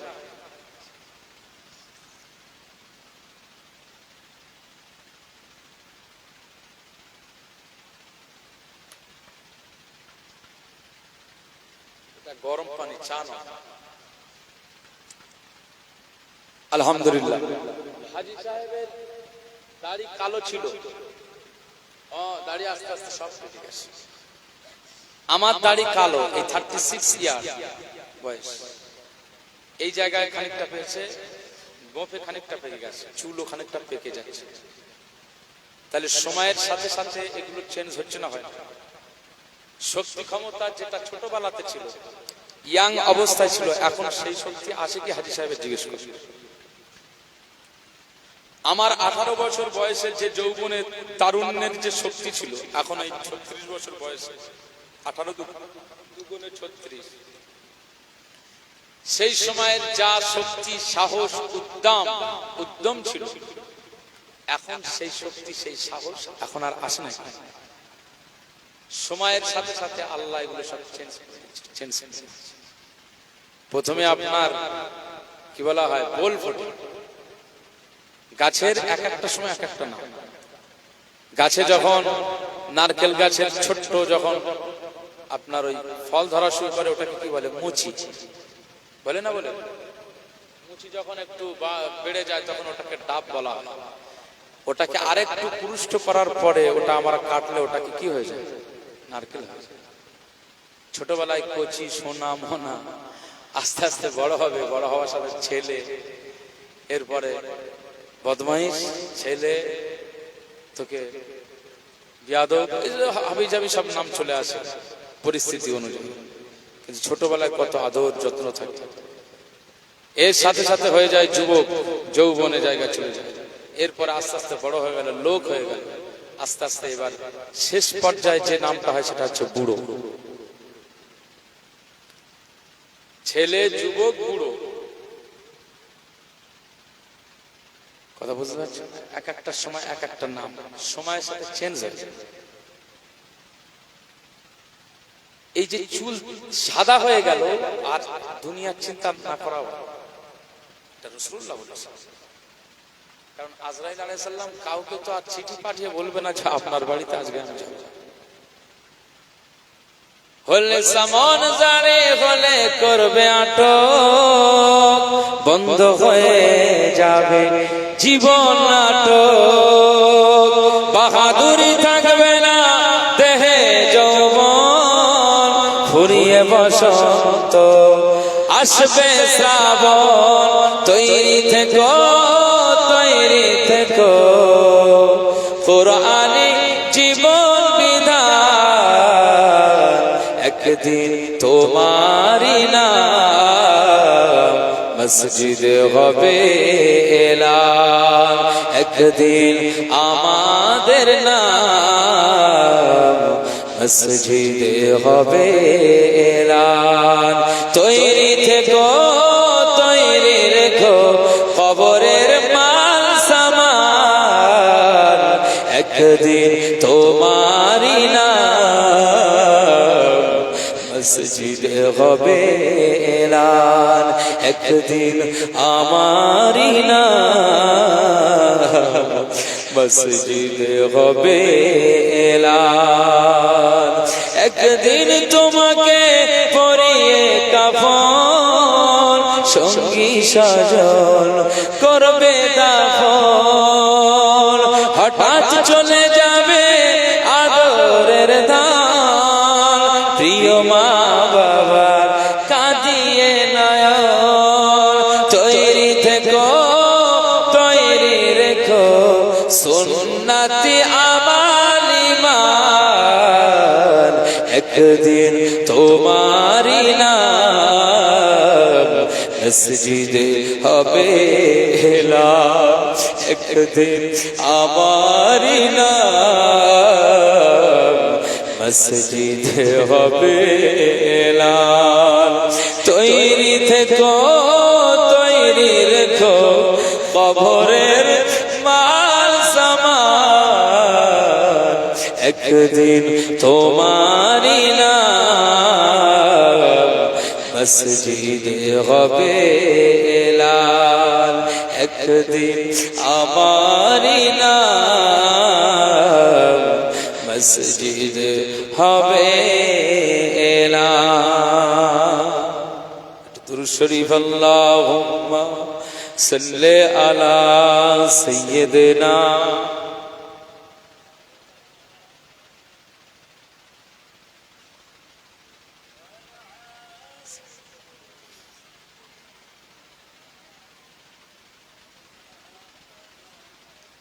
আমার দিনদার ইমানদার ভাইরা, নেককার আল্লাহওয়ালা বাবাজিরা, একদিন মরণ হবে, মৌতটা যেন ভালো মৌত হয়, ইমানের সাথে নসিব হয়, এই চিন্তা করে চলে। তার জন্য কিছু চেঞ্জ হতে হবে, চলার বাস্তবতাটাকে চেঞ্জ করতে হবে। মুসলমানের ছেলেরা, এ নবীর উম্মত উম্মতিরা, খুব খেয়াল করে শুনুন। মেরাজ থেকে আকা মাওলা রাসূলুল্লাহ সাল্লাল্লাহু আলাইহি ওয়াসাল্লাম তিনি মদিনার মসজিদে নববী শরীফে তিনি যখন আলোচনা করছেন, হযরত বেলাল রাদিয়াল্লাহু তাআলা আনহুকে লক্ষ্য করে বললেন, ও বাবা বেলাল রাদিয়াল্লাহু তাআলা আনহু, তোমার কণ্ঠের আওয়াজ আমার আল্লাহর আরশে মুআল্লায় কবুল হয়ে গিয়েছে। তুমি আযান দিলে, তোমার আযানের আওয়াজ শুধু দুনিয়ায় নয়, এই আযানের আওয়াজ আমার আল্লাহর আরশে মুআল্লায় তিনি কবুল করে নেন। এ নবীর উম্মত উম্মতিরা, খুব খেয়াল করে শুনুন। হযরত বেলাল রাদিয়াল্লাহু তাআলা আনহুকে আকা মাওলা রাসূলুল্লাহ সাল্লাল্লাহু আলাইহি ওয়াসাল্লাম বলেছেন, এই বেলাল রাদিয়াল্লাহু তাআলা আনহু, আজকে আমি যখন মেরাজে গিয়েছিলাম, মেরাজের রাতে যখন জান্নাত জাহান্নাম ভ্রমণ করেছিলাম, জান্নাতে যখন আমি ঢুকেছিলাম, না না, জান্নাতের ভিতরে তোমার পায়ের আওয়াজ আমি রাসূলুল্লাহ শুনতে পাচ্ছিলাম।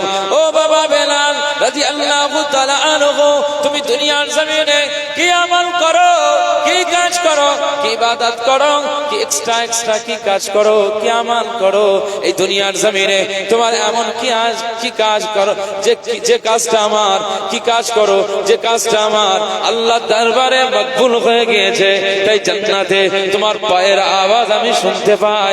দুনিয়ার জমিনে বেলাল আর আসমানে জান্নাতে বেলালের পায়ের আওয়াজ শোনা যায়। না না না, দিন ও দুনিয়ার বাদশাহ হাবিবুল্লাহকে, নবী জনাবে মুহাম্মদ রাসূলুল্লাহকে সাল্লাল্লাহু আলাইহি ওয়াসাল্লাম যখন বেলাল রাদিয়াল্লাহু আনহুকে লক্ষ্য করে জিজ্ঞেস করলেন, বাবা বেলাল দুনিয়ার জমিনে কি আমল করো? হযরত বেলাল রাদিয়াল্লাহু তাআলা আনহু ওই সময় বলে দিয়েছিলেন, ইয়া রাসূলুল্লাহ, ইয়া হাবিবাল্লাহ, হুজুর দুনিয়ার জমিনে আমার সেইভাবে ভালো আমল নাই, স্পেশাল কোন আমল আমি করি নাই, তবে আমি বেলাল রাদিয়াল্লাহু তাআলা আনহু একটা স্পেশাল আমল করি, স্পেশাল কাজ করি, সেটা হলো এই দুনিয়ার জমিনে যখনই আমি ইস্তিনজা করি, ইস্তিনজার পরে আমি বেলাল রাদিয়াল্লাহু আনহু আমি ওযু করে নেই,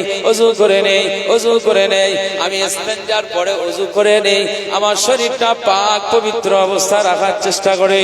আমি বেলাল রাদিয়াল্লাহু তাআলা আনহু জানিয়ে দিলাম, যখনই আমি ওযু করে নেই, যখন আমি পবিত্র অবস্থা আমি হালাতটা আমি করে নেই, যখন পবিত্র অবস্থায় ফিরে আসি, ওযু করে নেওয়ার পরে না না না, আমি বেলাল 2 রাকাত আমি আল্লাহর জন্য তাহিয়াতুল ওযুর নামাজ আদা করে নিই। জোরে বলবেন না সুবহানাল্লাহ। আমি যখনই ওযু করি, এই ওযু করবার পরে আমি তাহিয়াতুল ওযুর 2 রাকাত নামাজ আদা করি। ওযু করার পরে এই 2 রাকাত তাহিয়াতুল ওযুর নামাজ আমরা আমাদের জীবনে কয়বার পড়েছি? জুমার দিনেতে যাই 2 রাকাত তাহিয়াতুল ওযু, তাহিয়াতুল মসজিদ। এছাড়া এক্সট্রা কোন সময় যে ওযু করার পরে 2 রাকাত তাহিয়াতুল ওযু আমরা পড়েছি এমন নজির নাই। চেষ্টা করবেন মাঝে মধ্যে, আমি যে কথাগুলো বলছি আমরা চেষ্টা করি, একেবারে কন্টিনিউয়াস না হলেও চেষ্টা করি নফল এই সমস্ত কাজগুলো মাঝে মধ্যে করার। কোন মসজিদে গেলেন বা প্রথমে মসজিদে ঢুকে পড়লেন, বাড়ি থেকে এসে আপনি তাহিয়াতুল মসজিদ 2 রাকাত নামাজ আদা করুন, তাহলে মসজিদের হক আদা হবে। কথা বুঝা যাচ্ছে? মুসলমানের ছেলেরা, এ নবীর উম্মত উম্মতিরা, খুব খেয়াল করে শুনুন। হযরত বেলাল রাদিয়াল্লাহু তাআলা আনহু আমার আল্লাহর জন্য জন্য ওযু যখনই ওযু করতেন এই ওযু করবার পরে তাহিয়াতুল ওযুর 2 রাকাত নামাজ আদা করতেন। নফল এই নামাজ আল্লাহর জন্য তিনি আদা করতেন। হযরত বেলাল রাদিয়াল্লাহু তাআলা আনহুর এই 2 রাকাত তাহিয়াতুল ওযুর এই নামাজ আমার আল্লাহর দরবারে এত পছন্দ হয়ে যায়, এত মকবুল হয়ে যায়। হযরত বেলালের আযান, হযরত বেলাল রাদিয়াল্লাহু আনহুর মাকামটাকে আমার আল্লাহ আলা করে দিয়েছে। দুনিয়ায় তিনি চলাফেরা করেন আর তার পায়ের আওয়াজ আমার আল্লাহ জান্নাতে রেখে দিয়েছে। মুসলমানের ছেলেরা, এ নবীর উম্মত উম্মতিরা, খুব খেয়াল করে শুনুন, এই দুনিয়ার জমিনে যদি আজ আমরা বেলালের উত্তরসূরি হতে পারি, যদি পবিত্র অবস্থায় চলতে পারি, আমরা যদি ওযু করে নিই, ওযু করে যদি 2 রাকাত তাহিয়াতুল ওযুর নামাজ আদা করে, আমার আল্লাহ আশা করা যায় হযরত বেলালের মতো আমাদের কোনো না কোনো দরজা দিয়ে দেবে। এই দুনিয়ার জমিন থেকেই দরজা নিয়ে যান, দরজাওয়ালা হয়ে যান, মাকামওয়ালা হয়ে যান, আখিরাতে নাজাতের জরিয়া পেয়ে যাবে। এই দুনিয়ার জমিন থেকে এগুলো অর্জন করে নিয়ে যেতে হবে, আখিরাতে নয়, এই দুনিয়ার জমিন থেকে অর্জন করে নিয়ে যেতে হবে। সাহাবীরা এই পবিত্র অবস্থাটাকে সব সময়ের জন্য লক্ষ্য রাখতেন। শরীর নাপাক তারা রাখতেন না, শরীর সবসময় পবিত্রময় শরীর রেখে দিতেন। একবার জোরে বলুন সুবহানাল্লাহ। আল্লাহ পাক বলেছেন, ইন্নাল্লাহা ইউহিব্বুত তাওয়াবিন ওয়া ইউহিব্বুল মুতাতাহহিরিন। যারা দুনিয়ার জমিনে নিজেদের জিসিম, নিজেদের অন্তরকে পবিত্রময় অন্তর, জিসিমটাকে পবিত্রময় জিসিম বানাতে পারে, আল্লাহর দরবারে তারা মকবুল হয়, আমার আল্লাহ তাদেরকে পছন্দ করেন। একবার জোরে বলুন সুবহানাল্লাহ। মুসলমানের ছেলেরা, হে নবীর উম্মত উম্মতিরা, খুব খেয়াল করে শুনুন, আমার আল্লাহ পাক বলে দিয়েছেন আর এক শ্রেণীর মানুষকে আমি আল্লাহ পছন্দ করি, যারা দুনিয়ার জমিনে গুনাহ করেছে, যারা গুনাহ করে ফেলেছে আর তারা গুনাহ করার পরে আমার দরবারে তওবা করে নিয়েছে। আমি আল্লাহর দরবারে এই তওবাকারীকে অনেক পছন্দ করি। দুনিয়ার জমিনে যারা তওবা করে নেয়, আমার আল্লাহর দরবারে তারা দামি হয়ে যায়। না দুনিয়াতে আমরা যারা আজকে উত্তর মামুদপুর গ্রামের মানুষ, আমরা ওয়াজ নসিহতের মাহফিলে বসে রয়েছি, আমরা মাসুম নয়, আমরা বেগুনাহ নয়, গুনাহ ছাড়া আমরা গুনাহমুক্ত জীবন নিয়ে চলতে পারি নাই। আমাদের গুনাহ হয়েছে না হয় নাই? এই দুনিয়ার জমিনে জীবনে আমাদের গুনাহ হয়ে গেছে না হয় নাই? দুনিয়ার জমিনে আমরা চলাফেরা করতে যাই, আল্লাহর নাফরমানি আমাদের দ্বারা হয়েছে না হয় নাই? আমরা দুনিয়ার জমিনে, এই দুনিয়ার জমিনের উপরে থেকে আল্লাহর বিরুদ্ধে আমাদের চলাফেরা কথাবার্তা হয়েছে না হয় নাই? অঙ্গ প্রত্যঙ্গ দিয়ে আমার আল্লাহর নাফরমানি করেছে না করে নাই? জবান দিয়ে আল্লাহর নাফরমানি করেছে না করে নাই? না না না, এই দুটো চোখ গুনাহ করে ফেলেছে, এই নাক গুনাহ করে ফেলেছে, এই গাল গুনাহ করে ফেলেছে, এই জবান গুনাহ করে ফেলেছে, এই দুটো কান গুনাহ করে ফেলেছে, দুটো হাত গুনাহ করে ফেলেছে, দুটো পা গুনাহ করে ফেলেছে, অন্তর গুনাহ করে ফেলেছে, হৃদয় গুনাহ করে ফেলেছে, ভিতরের পার্টসগুলো গুনাহ করে ফেলেছে। এ নবীর উম্মত উম্মতিরা, আজ উত্তর মামুদপুর গ্রামে বলে যায়, না না না, গুনাহ হয়ে গেছে, আল্লাহর দরবারে তওবা করে নেন। তওবা যদি করতে পারেন, আমার আল্লাহ পাক তওবাকারীকে পছন্দ করেন। আমার আল্লাহর দরবারে যদি কেউ তওবা করে নেয়, তার তওবাটাকে আমার আল্লাহ কবুল করে নেবে।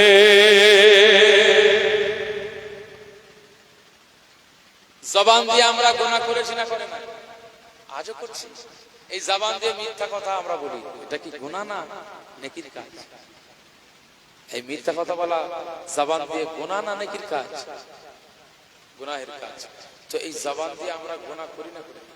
এই জবান দিয়ে আমরা মানুষের ছোট বড় কথা বলি না?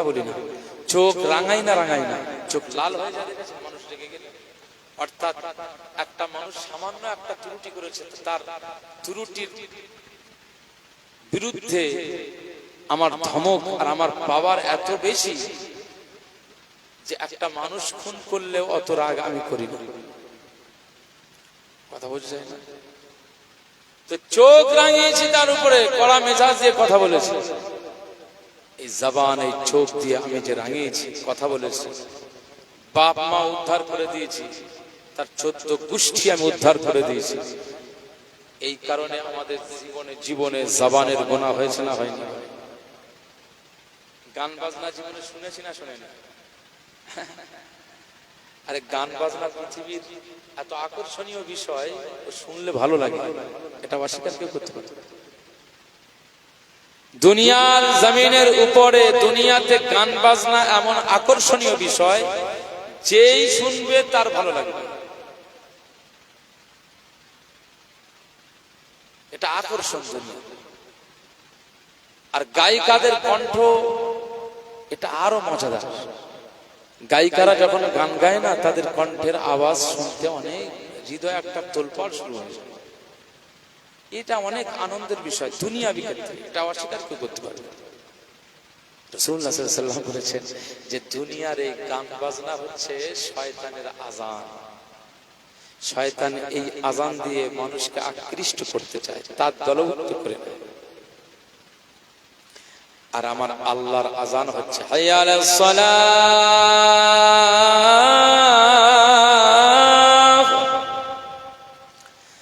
হাইয়া আলাস সালাহ।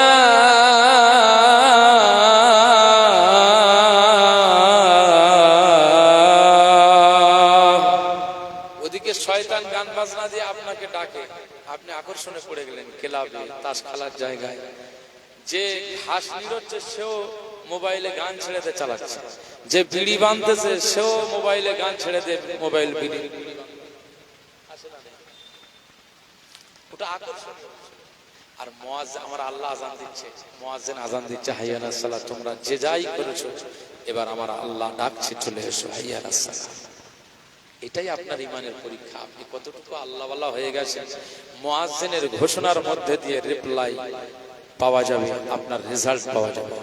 যদি এই রেজাল্ট, এই রিপ্লাই যদি আপনি না দিতে পারেন, মনে রাখতে হবে আল্লাহর দরবারে আপনি এখনো মাকবুল হতে পারেন। কত মানুষ গাজওয়ারি ভাবে বলে যে আমি নামাজ পড়িনি তো কি হয়েছে, আমার ঈমান ঠিক আছে, আসে না? বলে আমি রোজা করি না তো কি হয়েছে, আমার ঈমান ঠিক আছে, মজবুত আছে। পাগলা, ঈমান কত সহজ ব্যাপার। গাজওয়ারি ভাবে তুমি বলবে আল্লাহ মেনে নেবে। ومن الناس من يقول آمنا بالله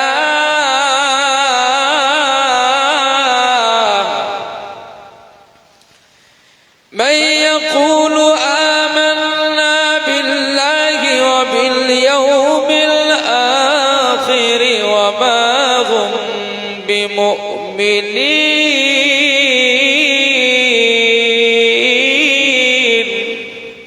আল্লাহু আকবার। আমার আল্লাহ পাক এই আয়াতে কারিমাতে জানিয়ে দিয়েছে, কিছু কিছু মানুষ বলে আমাদের ঈমান আছে, আমরা আমান্না বিল্লাহ, আল্লাহর উপরে ঈমান নিয়ে এসেছি, ওয়াবিল ইয়াউমিল আখির, আখিরাতের প্রতি আমাদের বিশ্বাস আছে, আমার আল্লাহ দয়ালু দয়াবান, গুনাহ করে গেলে আল্লাহ maaf করে দেবে, এইজন্য গুনাহ করে যায়। কিছু মানুষ বলে সারা মানুষ জান্নাতে যাবে তো জাহান্নামে যাবে কারা? সারা মানুষ যদি জান্নাতে যায় তো জাহান্নামে যাবে কারা? এই জন্য গুনাহ করতেছি। না না না, এই কথা জীবনে বলবেন না, জীবনে এই কথা আপনি বলবেন না। আমার আল্লাহ পাক আপনাকে দয়া করে মায়া করে মুসলমান করে দিয়েছে, মুমিন বানিয়ে দিয়েছে, ঈমানওয়ালা বানিয়ে দিয়েছে। আপনি এই কথা বলতে পারেন না, বরং আপনি বলেন যে আমার আল্লাহ, আমি নামাজ আদা করতে পারি না, রোজা রাখতে পারি না, গুনাহ করেছি, maaf করে দেন, হেদায়েতের নূর পয়দা করে দেন, আমি যেন পূর্ণাঙ্গ হেদায়েত নিয়ে আপনার মুত্তাকি বান্দা হতে পারি। বলবেন না সুবহানাল্লাহ? একজন বান্দা হিসেবে আপনাকে এটা বলা দরকার। বলে জাহান্নামে, জান্নাতে সবাই যদি যায় তো জাহান্নামে যাবে, এই জন্য আমি এই গুনার কাজগুলো করি। মুসলমানের ছেলেরা, এ নবীর উম্মত উম্মতিরা, খুব খেয়াল করে শুনুন, আমার আল্লাহ পাক বলে দিয়েছেন মিনান নাসি মান ইয়াকুলু আমান্না বিল্লাহি ওয়া বিল ইয়াউমিল আখির। কিছু কিছু মানুষ বলে আমরা আল্লাহর উপরে ঈমান নিয়ে এসেছি, আখিরাতের প্রতি ঈমান নিয়ে এসেছি। না না, আমার ঈমান ঠিক আছে, নামাজ পড়িনি তো কি হয়েছে, আমার ঈমান মজবুত আছে। রোজা রাখিনি তো কি হয়েছে, ঈমান মজবুত আছে। আমার আল্লাহ পাক বলেন তারা ঈমানের দাবি করলো ওমা হুম বিমুমিনিন। আমার আল্লাহ পাক বলে দিয়েছেন না না, তারা এই দুনিয়ার জমিনে মুমিন হতে পারে নাই, আমি আল্লাহ তাদেরকে ঈমানদার বলে কবুল করে নিতে পারি না। এ নবীর উম্মত উম্মতিরা খুব খেয়াল করে শুনুন, এই জন্য ঈমানদার হতে গেলে, ঈমানওয়ালা হতে গেলে দুনিয়ার জমিনে আপনাকে অর্জন করতে হবে, দুনিয়ার জমিনে আপনাকে প্রচেষ্টা চালাতে হবে, পরিশ্রম করতে হবে। এই পরিশ্রমী মানুষ যদি না হতে পারেন, বান্দা না যদি হতে পারেন, আখিরাতে সফলকামী হতে পারবেন না, সাকসেস হতে পারবেন না, সাফল্যের জায়গায় পৌঁছাতে পারবেন না। তাই দুনিয়ার জমিনে একটু পরিশ্রম করুন, আল্লাহর জন্য সময়কে পার করুন, আল্লাহর জন্য সময়কে ব্যয় করুন, আল্লাহর জন্য পরিশ্রম করুন। এই পরিশ্রমটা যদি আল্লাহর জন্য হয়ে যায়, আমার আল্লাহ পাক আপনাকে মুমিন বলে কবুল করে নেবে। এই জোরে বলেন না সুবহানাল্লাহ। দুনিয়ার জমিনে আপনাকে পরিশ্রম করতে হবে, কথা বুঝতে পারছেন? তাহলে আমার আল্লাহর দরবারে প্রিয় হতে গেলে এই কয়েকটা জিনিস আপনাকে আদা করতে হবে। আর গুনাহ হয়ে গেছে, গুনাহ হয়ে গেছে, তো এই গুনাহের কারণে তওবা করতে হবে। গুনাহের কারণে কি করতে হবে? তওবা করতে হবে। এই তওবা ছাড়া আল্লাহর দরবার থেকে আপনি মুক্ত হতে পারবেন না। আল্লাহ তওবা পছন্দ করেন না, করেন না বলেন? আল্লাহ তওবাকারীকে অনেক পছন্দ করে। এই জন্য দুনিয়াতে আপনাকে তওবা করতে হবে। আলহামদুলিল্লাহ, আমার যেহেতু আলোচনা এখানে সময়ের উপরে আলোচনা করলাম, যতটুকু আলোচনা করলাম আপনারা কষ্ট পেলেন না? যে ভাষাগত ত্রুটি বিচ্যুতি হয়ে থাকে, এক্ষেত্রে হয়েছে, এজন্য আপনাদের কাছে ক্ষমা প্রার্থী ভাষাগত ত্রুটি বিচ্যুতির জন্য। আর শরিয়াতের আলোচনা করতে যে যদি ত্রুটি করে ফেলি, তো আমার আল্লাহ পাকের দরবারে আমি ক্ষমা চাইছি, আমার ওয়াজের ত্রুটিগুলো আমার আল্লাহ মাফ করে দেন। আর আপনার শ্রোতাদের শ্রবণের ভিতরে ত্রুটিগুলোকে আমার আল্লাহ মাফ করে দেন। বলুন সকলে আল্লাহুম্মা। যতটুকু আলোচনা করলাম, তওবা এবং পবিত্রতা, এই দুটো বিষয় যেন প্রতিটি মুমিন ঈমানওয়ালা আমরা যেন আমাদের চরিত্রে আমরা বাস্তবায়ন করতে পারি। আল্লাহর দরবারে ফিরে যাব ঈমানের সাথে, পবিত্রতা অবস্থায় আমরা যেন মউত বরণ করতে পারি। আমার আল্লাহ তৌফিক নসিব করেন। বলুন সকলে আল্লাহুম্মা। জোরে বলবেন না আল্লাহুম্মা আমিন। দোয়া করতে হবে, তারপর তো আল্লাহ কবুল করবে।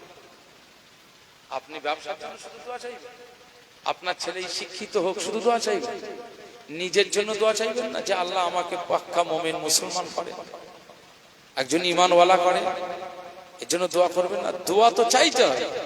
আল্লাহ আজকের এই ওয়াজের মাহফিলটা নাজাতের ওসিলা বানিয়ে দেন। বলুন সকলে আল্লাহুম্মা আমিন। আজকের এই মাহফিলে যত শ্রোতা এসেছে আর যত উলামা হযরতরা আসছেন, সবাইয়ের বক্তব্যকে আমার আল্লাহ মকবুল করে নেন, নাজাতের ওসিলা বানিয়ে দেন। বলুন সকলে আল্লাহুম্মা আমিন। উত্তর মামুদপুর গ্রামের এই মাহফিল আমার আল্লাহ কবুল করে নিয়ে আমাদের আখিরাতে নাজাতের জারিয়া বানিয়ে দেন। বলুন সকলে আল্লাহুম্মা আমিন। আলহামদুলিল্লাহ, আমি বিদায় নিলাম। আমার জন্য খাস দোয়া করবেন।